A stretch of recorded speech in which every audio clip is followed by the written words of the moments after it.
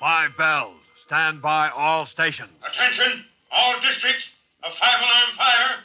5 bells move in immediately. That's it. Let's go! Let's go! Firefighters!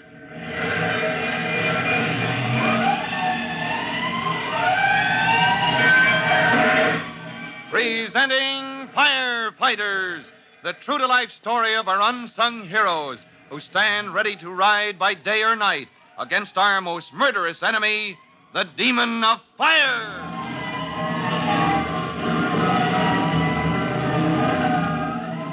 In just a moment, we'll join Chief Cody, Tim Collins, and the rescue company as they press the search for Jimmy and Trudy Collins, who are trapped in an old deserted mine. They've had to give up digging out the entrance to the horizontal shaft where the children are caught because of the danger of a total collapse of the hillside. But Engineer Holcomb has just remembered that there should be another shaft, a vertical one that leads from the top of the hill down to where Trudy and Jimmy are trapped. Now, we'll join the search for this one last means of rescue right after this important message.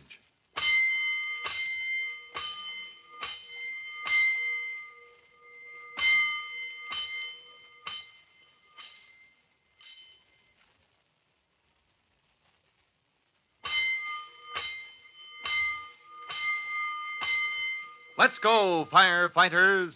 Let's go to Red Horse Ravine, where Tim, the chief, and the rescue company are feverishly searching through the darkness and fog for the vertical shaft that Engineer Ralph Holcomb says should be somewhere on the top of the hill and which leads down into the mine where Trudy and Jimmy are trapped. For hours, they've searched, crisscrossing the wild hillside, and then... It's got to be here somewhere. I know there's another shaft to this mine. Then we'll just have to keep looking, Holcomb. Yeah.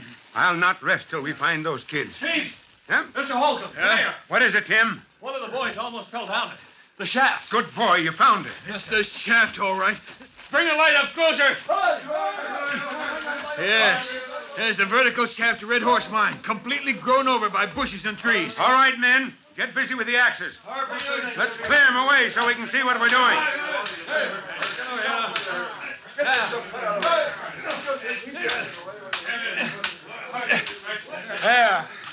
There, now we can see it. Say, look, Chief. What do you know? An old elevator. Yes, that's right. I remember there was an elevator in the old vertical shaft run by electricity. Use it to bring up the ore. Gee, if there were only some way we could operate it, we could have Jimmy and Trudy out before... Holcomb, did you say this is an electric elevator? Yes, you can still see the old electrical connections here. Well, maybe there is a way to get this elevator running. Oh, I'm afraid without power, Chief, it'd be impossible. Yes, but with power, it might work, wouldn't it? Well, yes, it probably would. Then, by ginger, we'll make it work. Yes, but how, Chief? As Mr. Holcomb says, there's no electric power. Tim, do you remember when we got the searchlight truck? I said it might not be used too often, but that on one emergency it would pay for itself. Oh, the searchlight truck, of course. The portable generator. We can bring power right up to this elevator. You bet we can, son. And that's what we're going to do.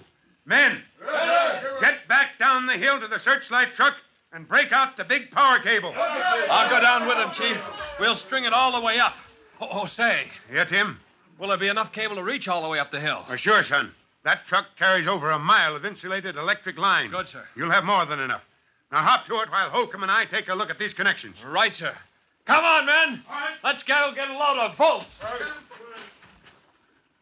And in almost less time than it takes to tell about it, Tim and the other members of the rescue company slog along through the underbrush of Red Horse Ravine to the clearing where searchlight truck number 1 stands, its big motor pulsing power through the big portable generator.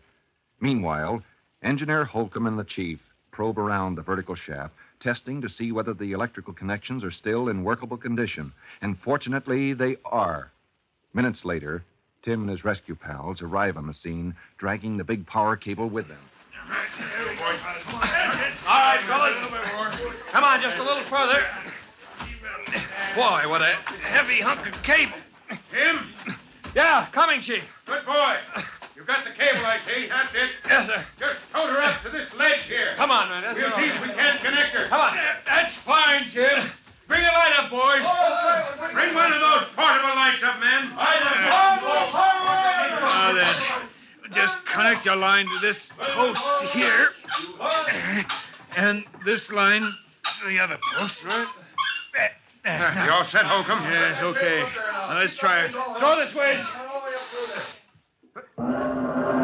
She works, Chief. Darned if he doesn't. Okay, men. Let's get down that shaft. Chief. Yes, Holcomb? I think we'd better be a little careful. The elevator's old, you know. You mean there's some danger of it falling? Definitely, Chief. I'd suggest just you, myself, and one other go down. Oh, I'll go, Chief. After all, it's my kid brother and sister that's trapped down there. I know, Tim, and that might be the best reason in the world for you not going down. If anything happened, your mother Please, would... Chief, I want to go down. I'd go crazy waiting up here. All right, son. Come on. Let's go, Holcomb. Okay. Step in the cage here. Now, careful now. This'll probably be the first trip this old elevator's made in 20 years. And so, in the dead of night, high up in the wilds of Red Horse Ravine, Chief Cody, Tim, and Engineer Holcomb prepare to descend into the black unknown of the old deserted mine shaft in search of Jimmy and Trudy, who are trapped somewhere below. Meanwhile, down in the mine, the courage and hope of the two children are ebbing fast as they cling together in the dark midnight of their underground prison. Jimmy, Yeah, Trudy? I don't hear them anymore, do you? No. Do you think maybe they've given up and gone home? Oh, I don't... Of course not, Trudy. They're just resting until morning, maybe. Oh, now, don't be scared. Oh, but I am. I'm cold. I'm so cold, Jimmy. Oh, there, sis. I'm sorry the fire went out. Here's my sweater. Oh, thanks. Gee, wonder what Mom's doing now. Oh, she's probably getting ready for bed. Locking the back door, probably, and seeing that the cat's put down in the basement. I'm making out a list of things to buy at the store tomorrow. And she always does that before she goes to bed. Jimmy, do you suppose we'll ever see... Oh, hush, sis. Of course we will. Just hold close to me. We'll be all right. We'll be all right. What a deep shaft. Must run 200-300 feet down. More than that, Chief. According to my recollection, she's about 500 feet. Oh, good grief, 1/10 of a mile. Well, thank heavens this elevator seems to be working all right. Yeah. Surprising good shape after standing idle for so many years. Well, must be the bottom at last. Flash your light over this way, Tim. Yes, sir. Yes, this is it, all right. You see, the horizontal shaft runs off to the left here. Good. Come on, let's go. Jimmy and Trudy can't be too far from this spot. That is, if they're... Oh, they're all right, Chief. They've got to be. Come on, sir. All right. Hey, look here. Huh? There's two branches of the shaft. One goes to the right and the other to the left. Well, that presents a pretty problem. Which one leads to the kids, I wonder? It's hard to say.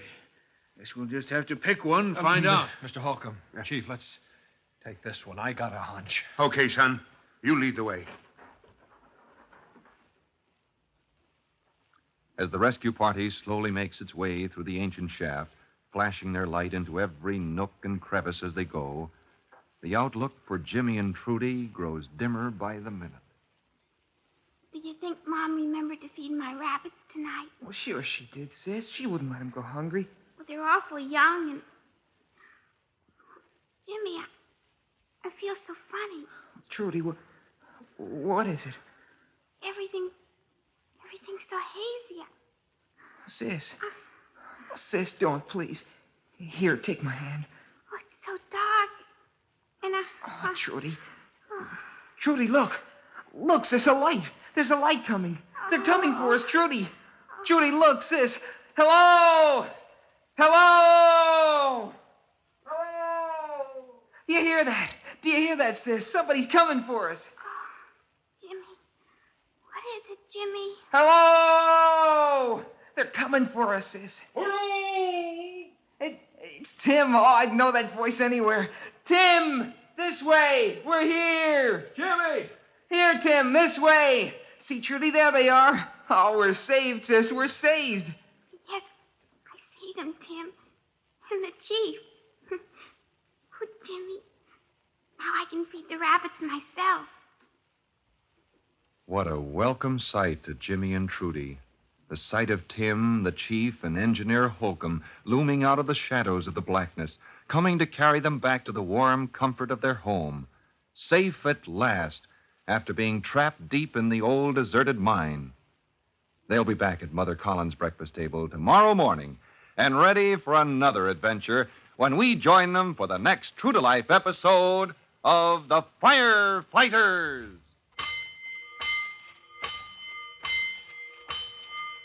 In just a moment, Chief Bob Cody will tell all of you boys and girls how you can help the firefighters in your own hometown. But first, here's a message you ought to hear. And now, here's Chief Bob Cody with a very special message for all of you in the Firefighters Brigade. Chief Cody.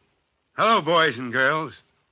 Today, I'd like to wander a bit from fire safety to remind you about another kind of safety you'd do well to practice. You know, Jimmy's and Trudy's experience in the deserted mine has a lesson in it for all of you. And it's this. Don't play in caves or around sandbanks that might cave in. There's always a possibility that you may get into a situation very much like Jimmy and Trudy did. Now, adventure and exploration are fun, but don't let it lead to danger and tragedy. Well, that's all for now. Till I drop in again next time. So long. Fire Chief Cody and the young rookie fireman Tim Collins will be back on the same station the next time you hear... That's it. Let's go!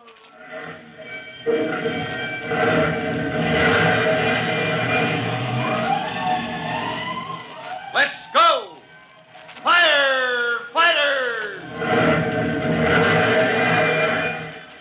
Firefighters is a copyrighted feature of William F. Holland Productions.